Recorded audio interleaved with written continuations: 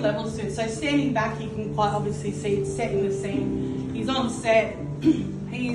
This intruding black frame is the director's monitor, and that's to put you in the perspective as if you're looking as the director, which Shaun has been as the actor and the director. So I wanted to create something that's, you know, really bold and out there, not just somebody sitting on a chair and that just sort of, you know, that is a great artwork, but I wanted to create something different, and I always like to do something a bit crazy or bold.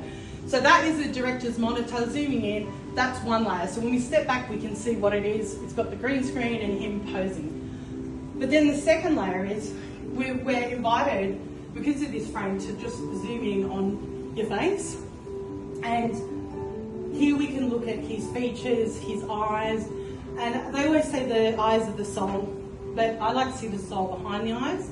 And I hope that what I've tried to portray is a bit of the seriousness he takes as an actor, you know, the passion he has to succeed, like just to live it and be this actor living his dream. And also maybe a hint of sadness. So if you can let me know what you feel when you stare into his eyes in the artwork, or Shaun's eyes there. Oh. That's beautiful. That is what I want to see. I mean, I don't want to see you cry, but that's beautiful. So that's what I want to do. I wanted to look into your eyes, and that's what that top bit is. That we sort of focus, now we're zooming in.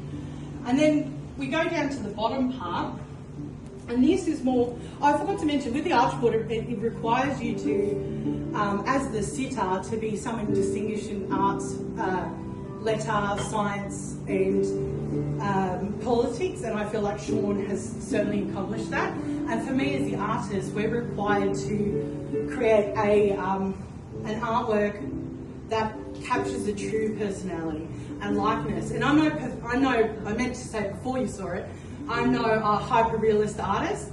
I'm an artist that likes an artwork to look like an artwork, but I definitely use high skills, detailed work when you come in and have a look, combined with bold, loose strips, white zippy lines. It's all conscious and all on purpose. Nothing is ever left like, you know, I like to be a bit of an oxymoron, both things. So then when we're looking down at the bottom, we get to focus in on what I would say is his true personality. Like, he could have come dressed however he wanted. I didn't tell him what to wear. He came and he had his like tracky shorts on and his trainers, and I love these. I think it looks so cool. Oh, you got them on? And I think that kind of shows that he's a humble Aussie guy, and we've got his gothic type tattoos and musical inspired tattoos. That shows part of what his interests are and what he likes. And I asked him to bring along a few things like that are important to him, and he brought along his cameras. Now, he had one fancy camera and then one other camera, and I said, which one's more important to you? And he said, this one, right? Because that was your first camera. That's the one I shot. That's the one I shot the documentary on. Yeah, and that's important. Like, you know, these little details matter. So you won't know that story if you don't hear it from me, you know? And so I wanted to capture that. I do it in a very casual way, so it's not posing, because that's not what he's like. The other thing is actually the stance. That was all on purpose. So this chair is my chair. I love this chair. I got it from an antique store, but I feel like it's old, it's strong and sturdy, a bit ratty, but it was beautiful and regal. I wanted him to be in a power position, but not overpowering, so I haven't had him standing, towering, looking down on you. He sits humbly, but confident, back in his chair, and who he is and where he's come from, and that is important. So then we move on to the Surviving Sunset, which I feel, you know, a little nod to his press kit there that he brought, tucked in under the chair so that we know what he's about. And here we have his coffee cup, which wasn't going to be in the artwork, but he brought it and I liked it. I thought it looked cute, but I think it's symbolic of the man on the run. Like a man on the run. I mean, man on the go. You're not a man on the run. Don't tell anyone who's here. Yeah, well, it's a man on the a man on the go. So you take the coffee and you're going to set, you're going to film. And I liked it, but I've actually do something else. Yeah, so I also like to add another element that people don't always need to know. Sometimes there's secret things in my stuff. And there's actually a secret QR code in there. So I like to capture something of this day. So I'm thinking in years to come when the aliens come, I'm like, what is this all about? Or the future super people or whoever it is. You know, we're looking back at Egyptians or whatever. So I like to capture something of the time. So we've got this, and I think it's magic, you know, that you can just take a photo of something and send you to a link on the internet to. Does it work? Does it operate? I hope so. I tried it so many times. I will let you see where it takes you to. But also the green screen. That was actually one of the first ideas I had. And that is actually proper chroma key, high definition green screens. And I did that on purpose. That was one of the first ideas I was floating because I wanted to put him in Hollywood or at the Opera House, or, you know, I didn't want to have him just in a black studio. So, and I actually imported that from America, I think. And I did that again as the viewer. We're looking at this as a director. But just imagine it was in New South Wales Art Gallery or wherever it goes. You could take a photo and make your own artwork. You can take that photo, drop the green out and put him in Hollywood again. You can drop it out, put him in a film set. Just for fun. Like, so I wanted to have that interactive part. You don't have to, but you can. And that's just part of why I did that. So that's and also it's a great bold green background, but that's why I did that. And I think, then for anyone who knows me or has bought my art, you'll have seen what I call tattooing out. We're nearly done. So it features all the way, but the very quick story where that began. I've had that from the very beginning. I've been painting for 12 years professionally. As a child, like, I've always been a creative person, but it's something I kept secret. So it wasn't, like, not secret, but it was just something I never shared. Like, as a child, my brother, who's around here somewhere. There he is. Well, he's one of 3 brothers I have.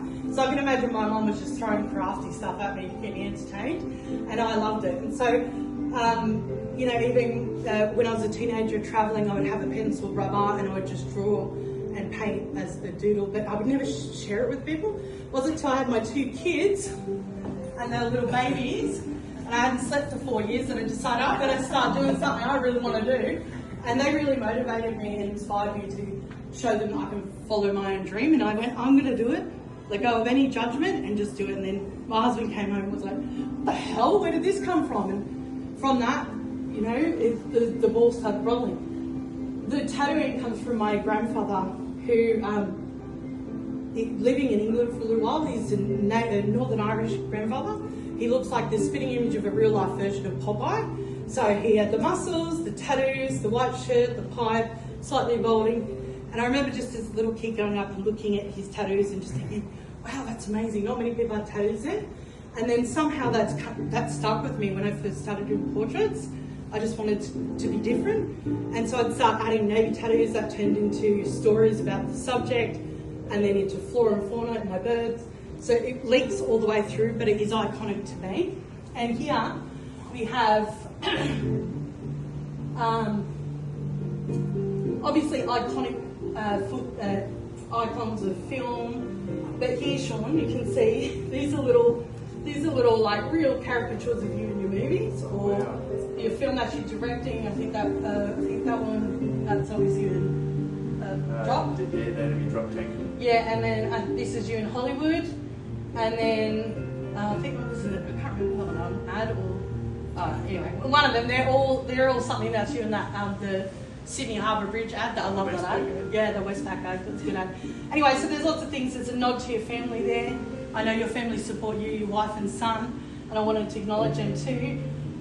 We've got the star that was what I wanted to put in there for you, because of you and because of artists like Dare to Believe, Dare to Dream, Dare to Be Brave. Always keep fighting for your passion no matter where you're at. We've got Surviving Sunset, again, another nod to that, but we've also got Surviving Life. And the last thing is the kangaroo. We've got the classic boxing kangaroos fighting the snakes in the grass. So that is a tag to the history, what you've had to go through, the strength you've had, what you might still have to go through, and I think that's it. And I really want to thank everyone for coming and having the patience to listen to my story. It really matters. And now I'm going to cry, but I really appreciate it. Oh gosh. Look how we can thank you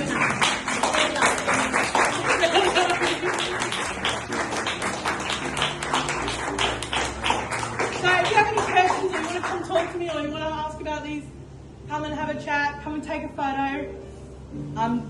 I think I'm done. Get a drink, get some cheese. Really well done. Really well. Nice work.